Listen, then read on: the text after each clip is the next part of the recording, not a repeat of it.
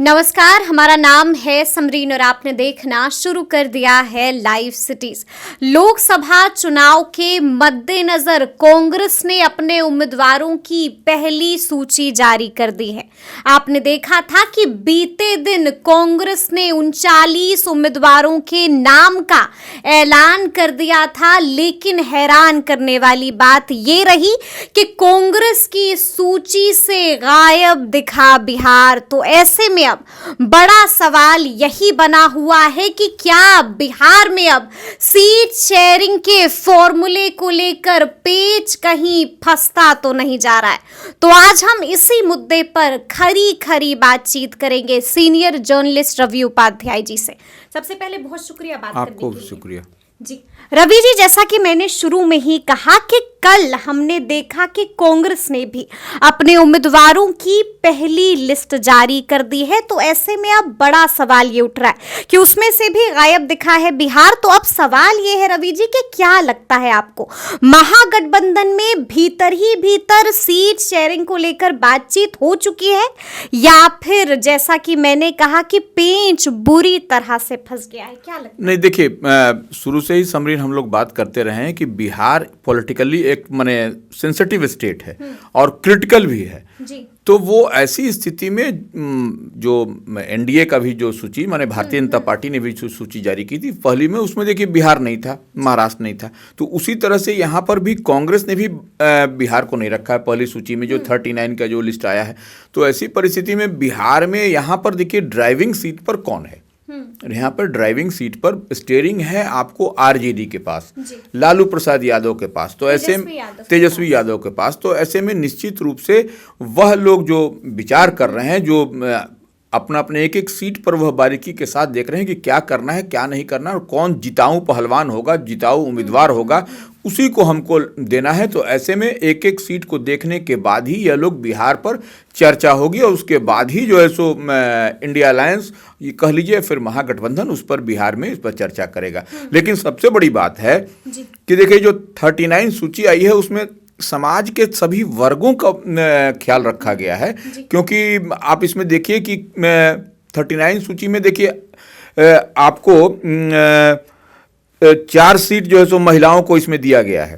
उसके बाद से SC 15 प्रत्याशी जो है सो सामान्य वर्ग से, मतलब जनरल कोटे से हैं। उसके बाद से 24 जो है सो 24 जो दिया गया है उसमें आपको SC ST और अल्पसंख्यक, यह तीनों को इसमें समाहित किया गया है, तीनों को रखा गया है। तो यह एक बड़ी बात दिखाई पड़ रही है कि अब जैसे भाजपा की जो सूची आई उसमें आपको अल्पसंख्यक तो थे ही नहीं। SC ST की भी बात करें तो वह भी उस लिहाज से जितना बड़ा उनका 195 का जो लिस्ट था उसमें भी देखिए उतना प्रतिनिधित्व तो नहीं मिला अगर आप कंपेयर करिएगा तो। लेकिन इसमें देखिए 39 ही लिस्ट है, उसमें आपको देखिए SC ST और मुस्लिम के लिए, माने अल्पसंख्यक के लिए आपको जगह मिली है। तो यह एक बड़ी बात है। उसमें देखिए 4 महिलाओं को भी दिया गया, 39 में से आप देखिए 4 महिलाओं को भी दिया गया। तो कहीं ना कहीं ऐसे तो देखिएगा तो लगेगा कि आधी आबादी को दरकिनार कर दिया गया है, लेकिन दिया गया है उस लिहाज से। जी बिल्कुल बिल्कुल, उस लिहाज से दिया गया। 39 की लिस्ट में आप देखेंगे तो वो है। देखिए, पहली जो सूची जारी हुई है कांग्रेस की तरफ से, क्या कुछ नया दिखा है इस सूची में? मतलब कि क्या कुछ नए प्रयोग किए गए हैं जो प्रयोग हमें बिहार में भी देखने को मिल सकते? देखिए, इसमें युवाओं को तरजीह दी गई है, और नंबर 1 बात और है कि माने यह कैंडिडेट इसमें रिपीट बहुत कम किए गए हैं। हाँ, ये रिपीट, इसमें रिपीटेशन बहुत कम है कि जैसे माने जो लूज कर गए उनको भी किया गया, नए को ही इसमें जगह दी गई है 39 में। यह अब जैसे एक आध दो नाम अगर जैसे राहुल गांधी हैं, वो जहां से वायनाड से लड़े, हाँ, उसके छत्तीसगढ़ के एक्स चीफ मिनिस्टर हैं भूपेश बघेल, उनको भी रजना दंगा जगह है, वहां से उनको उम्मीदवार बनाया गया है। फिर शशि थरूर जो बड़ा चेहरा है, बड़े नाम है, तो इन सब में वह सब है। तो यह सब दिखाई पड़ रहा है कि कुछ बदलाव की ओर कांग्रेस जो है सो निश्चित रूप से चल रही है, और सबको माने एक बैलेंस माने इसका। सिटिंग एमपीस के बारे में क्या ख्याल है? क्या उनका टिकट कटा है या उन्हें इस बार मौका मिला? नहीं, सिटिंग एमपी में देखिए, अब जैसे राहुल गांधी तो ही सिटिंग एमपी है, अब शशि थरूर है, तो यह सब जो है सो इस सब पर उनका है। लेकिन कई लोगों का अभी तक तो जो आ रहा है सूची, उसमें कई नाम हेर फेर अदला बदली हुई। और देखिए, सबसे बड़ी बात है कि 7 राज्यों और 1 केंद्र शासित प्रदेश को ही इसमें रखा गया है अभी 39 में। तो यह एक बैलेंस वाली सूची कांग्रेस की दिखाई पड़ती है। बैलेंस सूची कांग्रेस की दिखाई पड़ती है। रवि जी, हमने आपसे ये भी एक सवाल किया था कि आपको क्या लगता है, क्या महागठबंधन में सीटों को लेकर अब पेच फंसता जा रहा है? क्या लगता है आपको? क्योंकि गायब दिखा है, इस सूची से भी बिहार गायब दिखा है। देखिए, पेच फंस गया है इसी वजह से। कोई पेच पांच यहाँ नहीं है। हाँ। यहाँ बिहार में महागठबंधन में इंडिया अलायंस में कोई पेच नहीं है। और कोई सिर फटौवल नहीं है, कोई पेच नहीं है, कोई कुछ नहीं है। अब देखिए, राज्यसभा के चुनाव में किस तरह से अखिलेश सिंह को उनको भेजना था, उन लोगों ने भेज दिया कांग्रेस के कोटे से। तो यह पेच नहीं है। थोड़ी बहुत पेच तो कहीं ना कहीं सीट को लेकर के जीत रहेगी। अब इतना बड़ा अलायंस है बिहार में महागठबंधन के साथ में, तो वो एक आध 2 सीट इधर उधर होगा, उसमें कहीं कोई दो मत नहीं। लेकिन यहां पर एक मजबूत आपको इंडिया अलायंस महागठबंधन जो है सो, तभी तो देखिए भारतीय जनता पार्टी कह लीजिए, वह भी क्यों नहीं पहली सूची में बिहार को सब, तो यह कहीं उसके नजर में यह है, राजनीतिक रूप से वह बहुत सेंसिटिव होकर के कह रहे हैं भारतीय जनता पार्टी लगी हुई है कि कैसे बिहार में हमको एक एक सीट का। और देखिए, एक बात तो और है कि अभी जो महागठबंधन कह लीजिए, इंडिया अलायंस कह लीजिए, बिहार में वह क्यों नहीं उतार रही है? वह देखना चाह रही है कि कौन सा पहलवान उधर से आता है भाजपा की ओर से। बिल्कुल, मतलब कि हमारा सवाल भी आपसे रवि जी यही था कि देखिए, तेजस्वी यादव लगातार इस बात का जिक्र कर रहे हैं कि हम अपनी सूची एनडीए की सूची से पहले जारी कर देंगे। लेकिन ऐसा लगता है कि तेजस्वी को भी इंतजार है कि कब एनडीए अपने उम्मीदवारों के नाम का ऐलान करे, ताकि हम कोई बड़ा खेल कर दें। कौन से खेला करने की तैयारी में है अब तेजस्वी?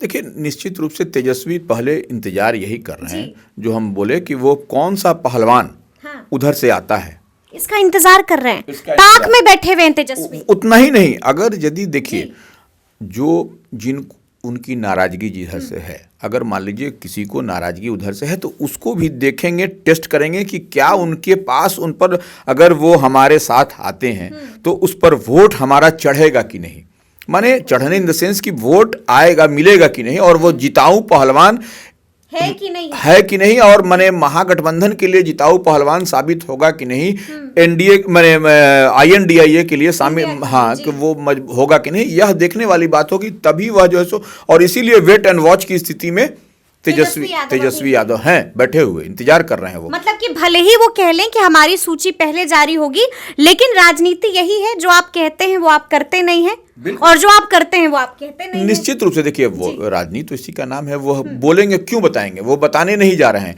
और वो अंतिम क्षण तक इंतजार करेंगे। और देखिए, यही टैक्ट भी है और यही फैक्ट भी है। टैक्ट और फैक्ट भी राजनीति का यही होता है कि अगर यदि आप पहले बता दीजिएगा तो फुस हो जाइएगा। इसलिए वो उस लिहाज से वो वेट कर रहे हैं कि कब आता है और कैसे आएगा, उसके बाद ही जो मतलब कि तेजस्वी यादव इस वक्त वेट कर रहे हैं कि वहां से किस किस का नाम काटा जाएगा, कौन कौन बे टिकट हो जाएंगे। देखिए, कुछ ऐसे विधायक भी हैं जो लोकसभा चुनाव लड़ना चाह रहे हैं, मतलब वो भी पहले देख लें कि उनका नाम कट गया है, और फिर उन तमाम लोगों को इस पाले से इस पाले में लाने की तैयारी होगी।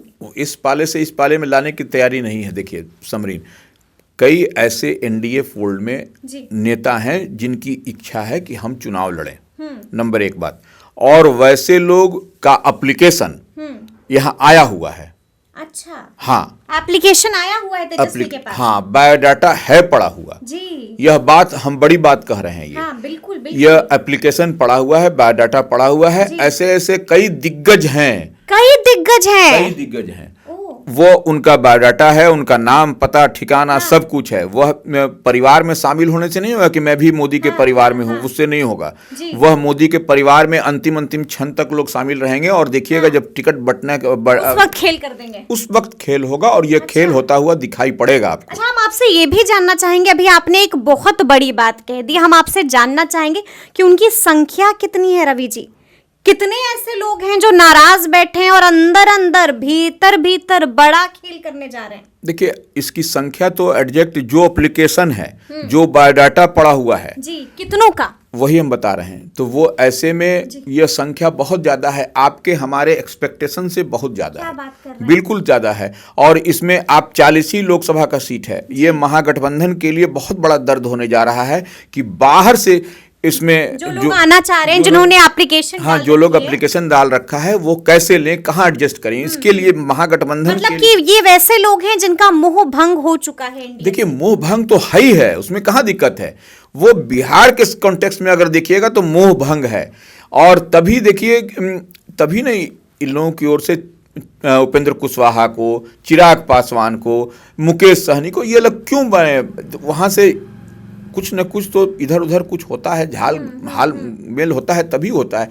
और यहाँ पर इतनी टाइट स्थिति बनी हुई है महागठबंधन में कि किसी को लेने में भी इन लोगों को बहुत परेशानी हो रही है, सोचना पड़ रहा है कि अगर यदि हम लेंगे तो फिर हम कहाँ से अपने जो पुराने जिताऊ पहलवान है फिर उसको दरकिनार करना पड़ेगा।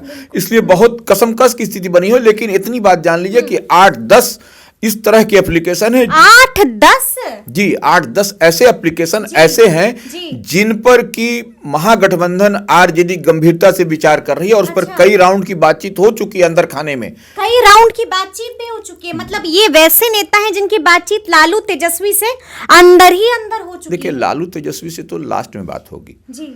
पहले तो जो दूत भूत हैं उनसे बात हो जाती है। हाँ, तो दूत भूत से बातचीत करीब करीब कंप्लीट है। अब वो ऐसे माने देखिए सब जो भी आ रहा है समरीन, उसको हम लोग ऐसे समझें जो भी लोग भी आने का दाव लगा रहे हैं छोड़ करके इधर से आने का, जिनका एप्लीकेशन कंफर्म हो चुके हैं कि वहां से टिकट नहीं मिलेगी। नहीं, टिकट मिलने की बात नहीं है। वो जो उनका जो पार्लियामेंट सीट है, जो लोग है वैसे में हम अगर लड़ेंगे तो हम हार तय है। वो डेमोग्राफी जो वो बात समझ रही है ना कि वो डेमोग्राफी जो उधर का है, जो क्षेत्र का है, पार्लियामेंट कॉन्स्टिट्यूंसी का है, उसमें वो वोट उनको नहीं चढ़ता हुआ दिखाई पड़ेगा।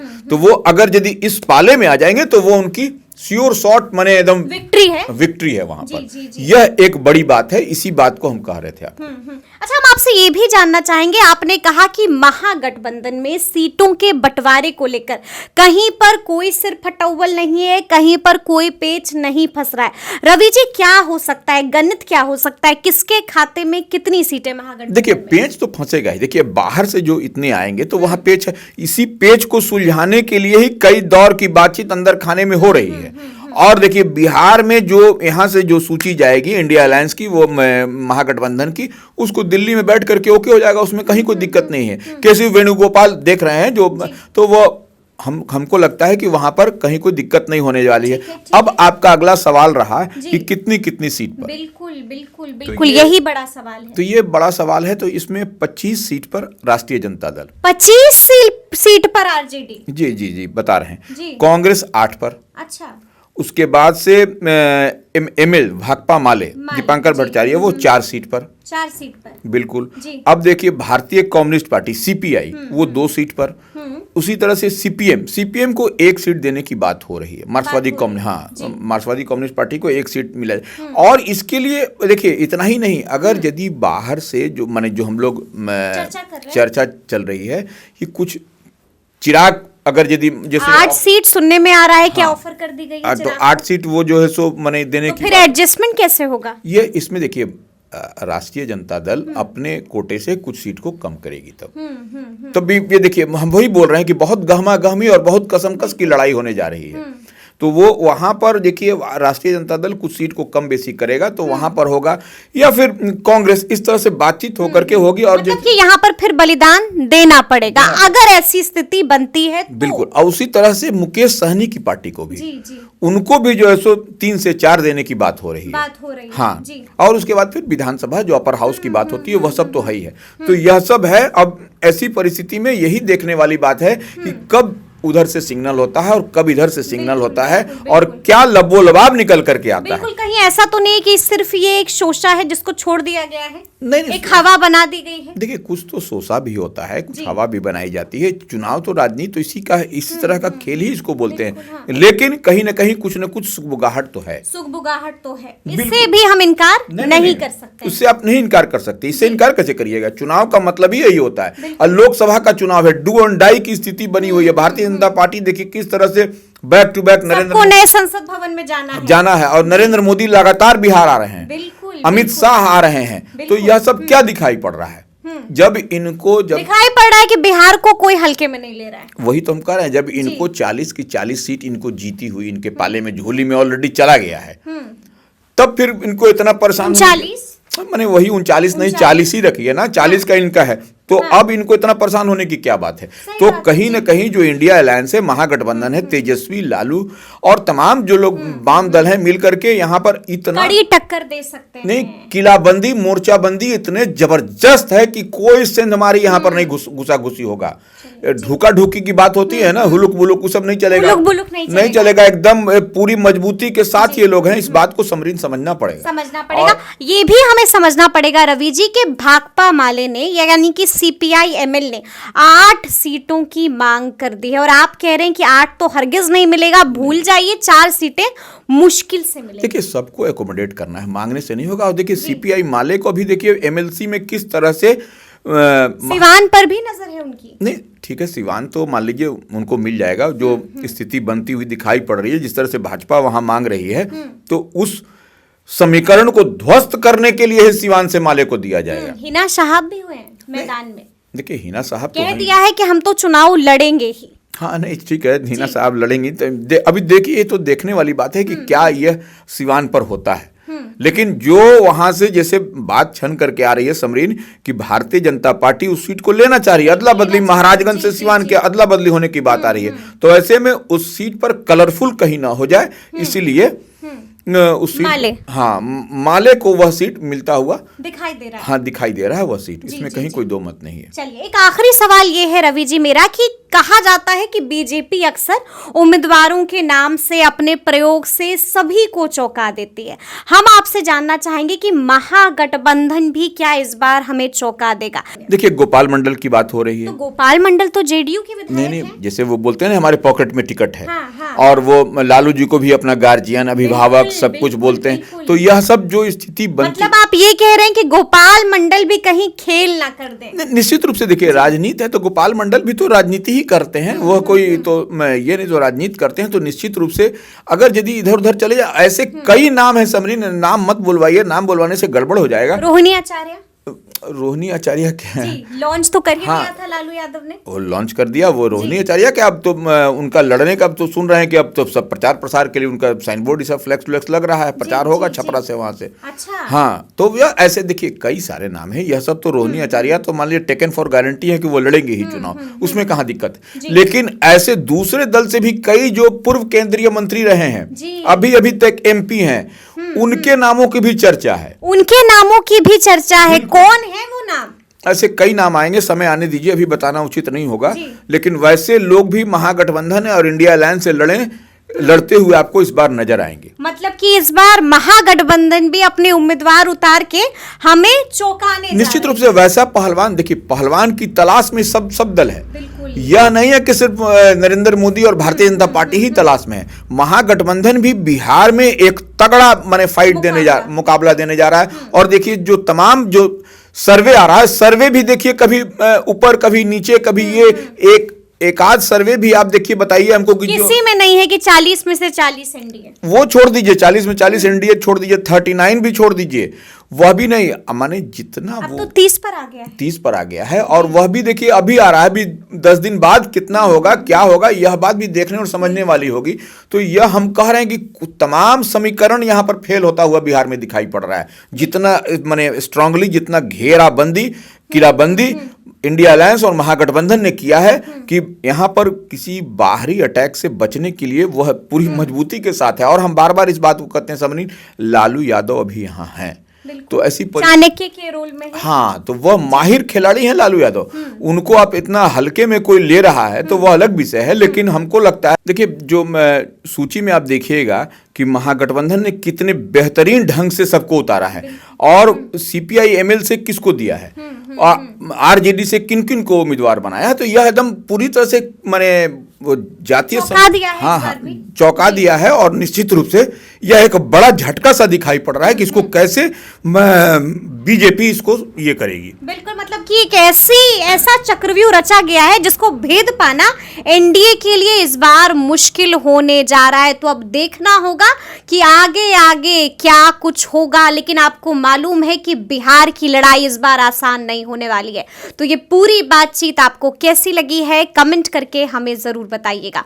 तो इस तरह के तमाम अपडेट्स के लिए ऐसे ही हमारे साथ बने रहिएगा और देखते रहिएगा लाइव सिटीज। बहुत शुक्रिया।